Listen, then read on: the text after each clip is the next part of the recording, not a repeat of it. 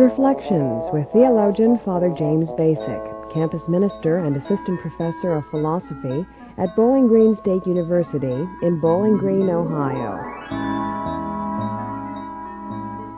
Religious imagination is really the great predictor of how you're going to do in life. It's the really important thing in religious training, not so much the doctrines that you memorize or know or have a cognitive awareness of, not so much those doctrines, and not so much either just the moral imperatives or the ethical principles that one learns, but that the really important thing is the religious imagination. Joining Father Bacik in today's Reflections is Ken Phillips, a teaching assistant in the art department at Bowling Green State University.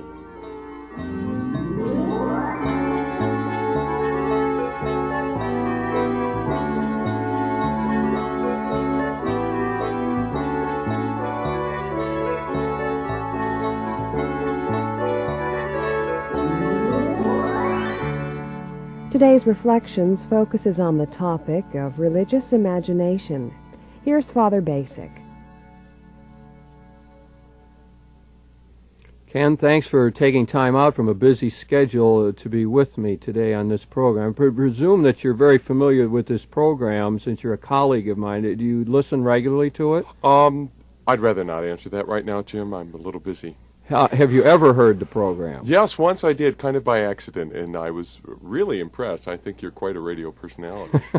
You're going to get out of this one way or another. One way or another. I know you don't listen to the program, but that's all right. Do you realize the format or what we try to do here? I've heard about it. People have told me that you kind of lead us gently where we ought to be. Well, I do pick the topic. It's not an interview program. You're not on here as an expert. I pick the topic and sort of lead the discussion and guide it, and from you I'm looking for responses, rather reasonable kind of statements and questions and so on, and experiences out of your own life. Are you prepared to function that way, do you think? Yes, and I think the fact that this is a simulcast with TV, the people will see me nodding my head frequently. I'm glad we're talking about imagination, because you have one of the more fruitful ones that I know. But I want to talk about religious imagination on this occasion. I'm very taken by a recent book by Andrew Greeley called The Religious Imagination. He's actually better known for another book that he's written in the recent past, something about the cardinal sins. But Greeley also writes in the area of sociology and theology and so on. And his book on the religious imagination I find to be very fascinating and helpful. And the idea of it is that our performance in life, the way that we function in life, is closely tied to the way our religious imagination is formed. Now, what he did was test a lot of people according to what he called a grace scale. He tried to see whether they had positive images or not of major theological points, like of God, of Christ, of the Blessed Virgin Mary, and of the afterlife. Incidentally, did a study mostly with Catholic people, but I'm sure that he also extended it in some cases to people of other religious backgrounds, and I would feel that it probably generally applies to them as well. So he said that religious imagination is really the great predictor of how you're going to do in life. It's the really important thing in religious training, not so much the doctrines that you memorize or know or have a cognitive awareness of, not so much those doctrines, and not so much either just the moral imperatives or the ethical principles that one learns, but that the really important thing is the religious imagination. Now, in Greeley's thought, imagination refers fundamentally to an ability we have to sort of scan our world and pick up concrete pictures and images. He relates it to what he calls a radio antenna, I think, in one case, a scanning device in which we are constantly aware of what goes on in our families, in our neighborhoods, in our communities as a whole, in the culture in which we live, in which we pick up signals in the form of images and pictures. And that those signals or images are ingested, they're brought into our psyche, they structure our consciousness and give us the lenses, therefore, through which we look to see the world. So that is what I'd call a functional theory of imagination. It's getting away from the idea that there's a faculty inside of us that functions this way, but seems to me it's simply the ability that we humans have to see beyond just what is in the surface of things, to be grabbed or touched by the pictures and images, the symbols that are given to us by our culture and our family, and to drink them in. That's, I think, exactly what we do as we grow up. And the significance of his empirical research is to show how, first of all, how important that is in determining how we live, how we live in our family lives, whether we're involved in social justice concerns or not, how we deal in our general relationships in life, how our devotional life goes, how much we are into church attendance, and so on. He thinks that this religious imagination is a good predictor of all of that. Now, I think from your perspective as an artist and a poet that indeed this would make some sense to you in terms of the way we really are moved by images. I know when we plan our liturgies together at St. Thomas More, very often you begin by saying what images struck you out of the readings and so on. It always is impressive to me. So I would think you'd be somewhat in tune here with Greeley's research. Am I right about that? No, I think so pretty much, Jim. The whole idea of I do most of my thinking visually, and for instance, the comments that you made about Greeley's book make a lot of sense to me because I don't always think of myself as coming across, well, I'm thinking of the world in terms of intellectual concepts, but I really have very specific images. My imagination's about what a home life is, who the person of Jesus is, or any other things that might, for instance, definitely affect my life. I more often think of them in terms of my own imaginative pictures of them rather than, like concepts. Mm-hmm. I wonder if it's true that some people function more in that way. I mean, we often say some people are more verbal, some people are more feeling-type persons, and so on. I wonder if maybe there isn't a difference here. Some people would think more abstractly, naturally, and other things people would think more symbolically or concretely. Yeah, I think that's pretty accurate. And that's why we have some people who are more artistic. Our artistic people obviously have this feel for this, yes, much as you do in your own life. Okay, so we have some idea then of the importance of this religious imagination. Now, let's look at the way it might function destructively. Now, we take people who grow up in a situation where, for example, their image of God is a very negative one, a harsh one. We think of someone who grows up in a family where the father is a strong kind of character who perhaps even inflicts abuse on the children. That's why that child abuse seems to be such a terrible thing, because it damages the psyche, because it affects the imagination throughout one's whole life. I guess there's some indication that people who were abused as children might tend to do that more with their own children someday. Might be a higher statistical incidence of that. Well, I would expect that to some degree, although I can see other people reacting by saying, well, I was abused, I'll never do it to anyone else because I know how it feels. But I'm trying to get at this picture that the father image could be very bad in the family life because the father doesn't treat the child right or so on. And here we have a built-in possibility, therefore, of that getting transferred to the notion of God. So when the youngster goes to church, he keeps hearing that God is the Father. And the immediate associations are with his own father. And if that is a harsh and threatening kind of image, then we have trouble. Now the imagination gets to be formed religiously in a negative way. Mm-hmm. Now the person has picked up this notion of God as being a judge, a terrible person who will punish them someday. Now they're carrying this around with them, and every time they're involved in religious kinds of issues, every time they go to church or go to Sunday school or study in the CCD program, this image is lurking in the background, affecting whatever else they hear.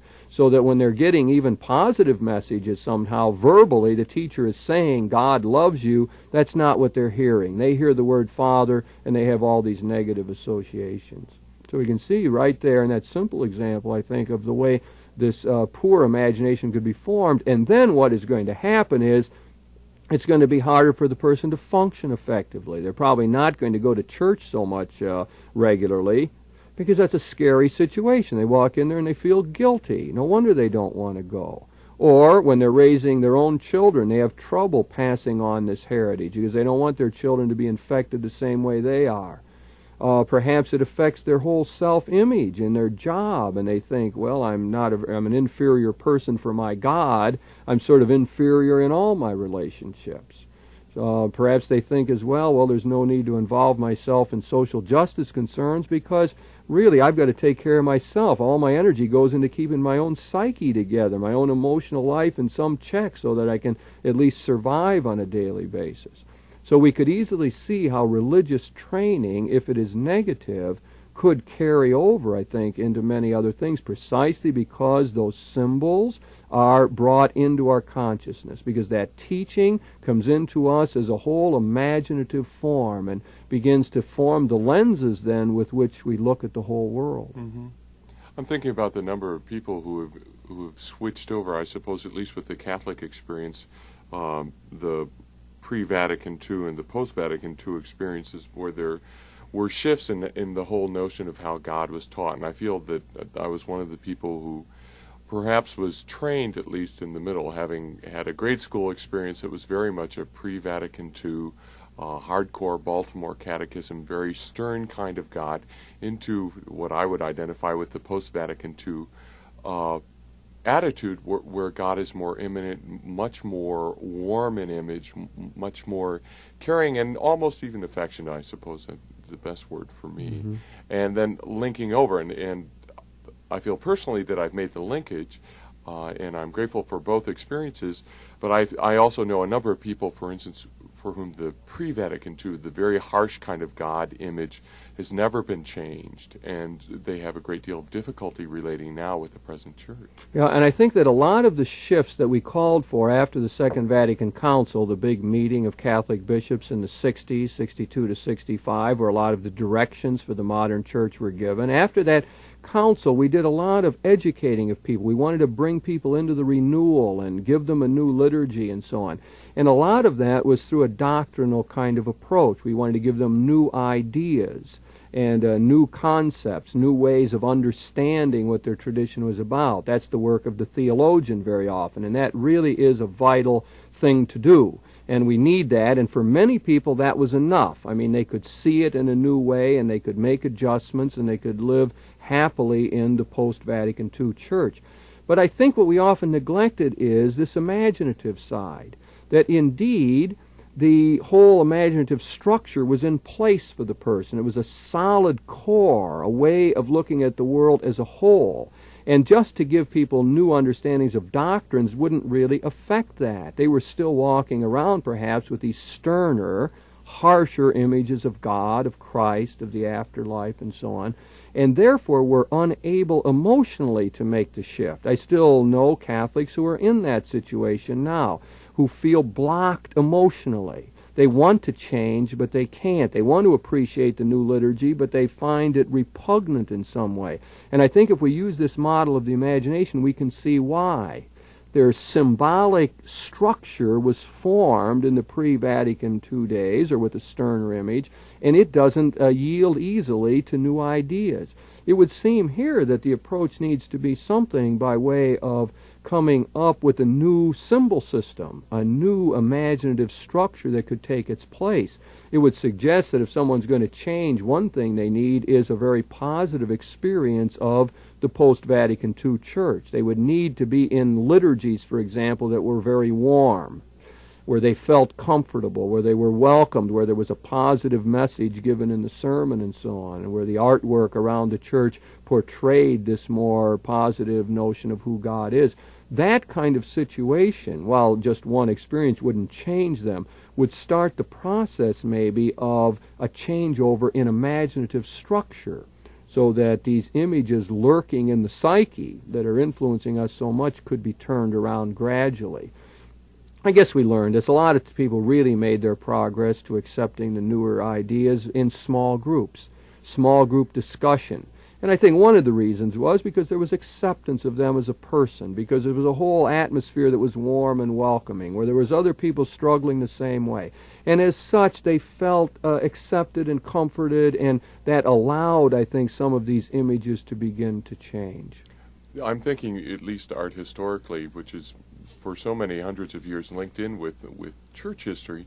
For instance, the great background that most people seem to be coming from, at least visually, with the church, is a whole set of religious symbols, artistic religious symbols, that are Gothic in notion. And for hundreds of years, into the 1850s, 1900s, even into the American expression, we were worshiping with European kind of stern Gothic images. And most people had grown up with those images, were very comfortable with them. And I'm thinking about changes over, you had talked about environment for a bit, changes over an environment and artistic symbols that people were surrounded with, and great uproars, for instance, in church communities where a shift was being made to perhaps a more contemporary visual expression of religious ideas, more contemporary architecture. Anything basically non-Gothic or non-Romanesque was very often met with a great deal of suspicion, perhaps in a milder voice, and outrage and anger and a number of other points, where people were losing that familiar, known Gothic religious imagery, for instance, that they felt comfortable in. They may not have felt very, very intensely personally involved or communally involved, but it was known and it was familiar, and then the new images kind of unsettled a number of people. I still see that happening. Yes, well, people who go about the business of renovating churches find this out. A priest was just telling me today that it is, the most emotional issue that he ever comes up against, this idea of changing the artwork within the church or the structure of the church, that somehow this really is a very threatening situation. Now, I believe there's a lot of factors why that is, and a lot of background. Their ancestors have helped build that church, their sweat and blood is in it, and all of that. But I would guess that there's something of what you're describing, too, that the whole set of images is a familiar and comfortable one. This Andrew Greeley, who I'm talking about, the priest sociologist that I mentioned earlier, has written an article suggesting that we have not well served the people as a result of Second Vatican Council in the Catholic community, because they did have a beautiful structure in the pre-Vatican II days. They had a whole package by which they could deal with their world. They knew where they fit, who they were, what the life was all about, what their purpose. Everything was clear and fixed. It was an imaginative package. And that really has been undone for many people just because of simple changes like sisters, nuns not wearing habits anymore, more familiar relationships with priests, the change in the liturgy from Latin to English, all this symbolic thing that really has undone the package for them, and that many people feel they don't have any package in its place. Yeah. They feel there's no symbol system that's really rooting them now. They don't know who they are anymore. They feel lost. And I think one of our jobs today is really to reconstruct that symbol system, to come up with something that holds together as a package again, that's a rather coherent whole. Now, out of my own background, the theological one, I try to do that. I mean, in my teaching and so on, I'll try to show how there is an organic whole here. There is a whole way of looking at Christianity centered on Jesus Christ, and where everything flows out of our understanding of who we are in relationship to Jesus, where all the doctrines and dogmas fit together. What I'm really trying to do, again, is to give an overarching structure, a large package that people can carry with them that makes sense. Now, that is a limited enterprise. That has to be helped along with everything else we do religiously. And that's why when we do our liturgy planning, we are big on the artistic input into it. We want to make sure that indeed the artwork reinforces the message, the major theme that we're trying to get across, a simple point usually, that our bulletin cover, our banners, or our music, all this surrounds the person with the message. And I guess we're always happy when some people at least see that and feel it, like they are bombarded in a sense by one major kind of idea. And I believe that's one of the ways we have to reconstruct a symbol system today, a new imaginative structure by which people can deal with their world. But I think there needs to be a lot of compassion for people who are feeling lost in this. This really is true. Mm-hmm. And we have to try to build something. You can't just tear something down. Vatican II wasn't meant for that. It was meant to build up. Now, we do that doctrinally, and we do that in our renewed moral theology and new ways of thinking about ethical conduct, but we've got to do it imaginatively as well. And that's where, I suppose, the role of the artist comes in. Right, right. Well, shall we move to some other notions here that Greeley brings up in his book? I think that there's other images that he suggests to us, not just our image of God. He points out how important the Blessed Virgin Mary is in this, and it relates to something that you said before.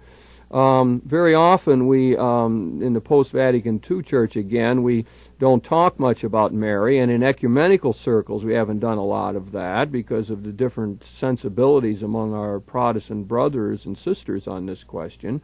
But Greeley thinks that the image of Mary is very important because it brings that affective, that tender notion into religion, that warm and welcoming and maternal kind of imagery.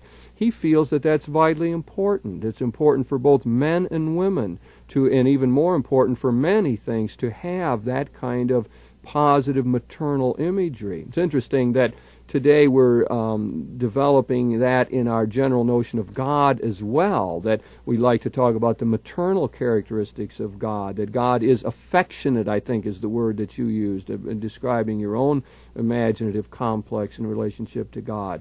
And one of the questions Greeley asked was, do you think of God as sort of a loving and tender mother? Could you think of God that way? And people who respond positively to that, who have that image, he finds generally do better in life. It's one of the great predictors of how well one will deal with life in general, because one is carrying that positive imagery. So here is a notion of Mary that we've sort of set aside and haven't talked about, and yet he still finds it in young people's minds. He thinks that even though they don't learn it in CCD or the Catholic schools or something, they learn it at Christmas time as their mothers tell them the story of the Nativity, and that somehow that is coming across to them and really helping our young people. Yeah, I'm thinking of the perhaps traditional image of Mary seems to boil down to, well, if you want something, you can't go to God directly, so you go to his mother. And I think kids learn that whole technique. If you want something from your dad, you run to your mom first. And I'm not sure about I know it doesn't necessarily work for my own life, but to reevaluate, for instance, the person of Jesus, who very often is a person of mystery to me, and then to contemplate the person of Mary, who had to have an effect on him. It had to have a formative effect. If we consider Jesus at all to be human, that whole relationship had to be important. And to understand the person of Jesus, I think I need to do some thinking, some contemplating about the person of Mary, and what kind of effect that she had on him, basically as a loving person, I suppose. I think our Protestant friends are coming to accept this more. After all, Matthew and Luke in the opening chapters talk about Mary, and I think for the very reasons you're suggesting, she had to have an influence, and therefore there's no reason why she can't play a role in this developing religious imagination. Catholics, of course, have to make sure that we always remain Christocentric, that is, have Christ in the center, and he's the prime and only mediator between God and us, and there's no back doors into heaven or anything. We have to remember that. However, the maternal imagery and the affectionate imagery that comes through in the Marian traditions seem to be positive for us and seem to be good and something that would enrich all Christians if we sort of be able to keep them in our minds.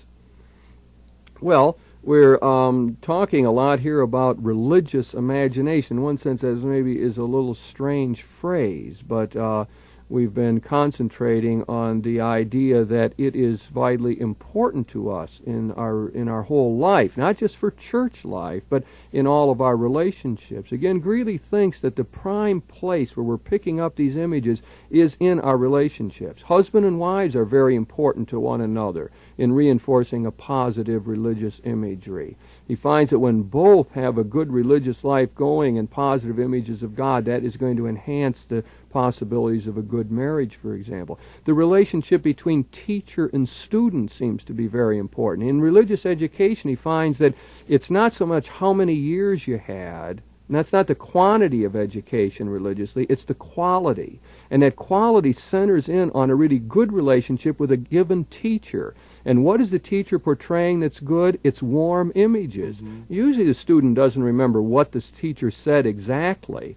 And the doctrines that were taught, what they remember is that that person was warm and welcoming, that they accepted them as a person, that they had a good, healthy relationship with them, cared about them. That seems to be the important thing. Same thing goes for the life of a congregation. The pastor of the congregation is a very important person, and especially through the homilies that are given, because the homilies, the sermons, set the tone for the congregation. Again, people won't always remember exactly what was said, but what they get is an overall impression of a warm and welcoming kind of person or message that's given, which again reinforces the idea of a God who is indeed loving, a God who has this paternal kind of care for us, a God who really exercises as well a maternal care. So I think we need to do a lot of work at fostering a religious imagination, a healthy one for ourselves, and for all the people we deal with and the people that we serve.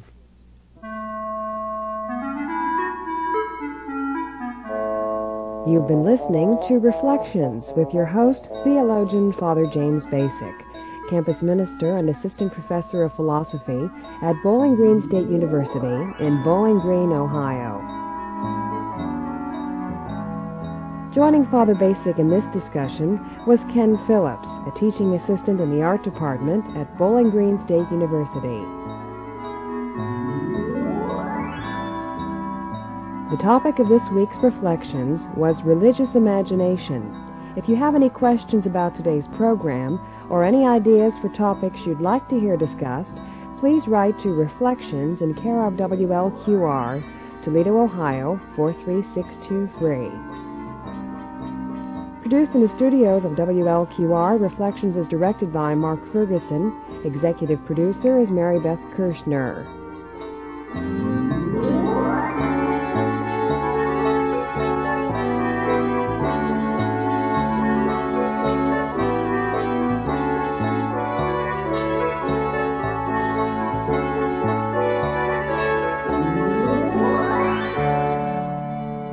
Reflections is brought to you by the Genesis Radio Network.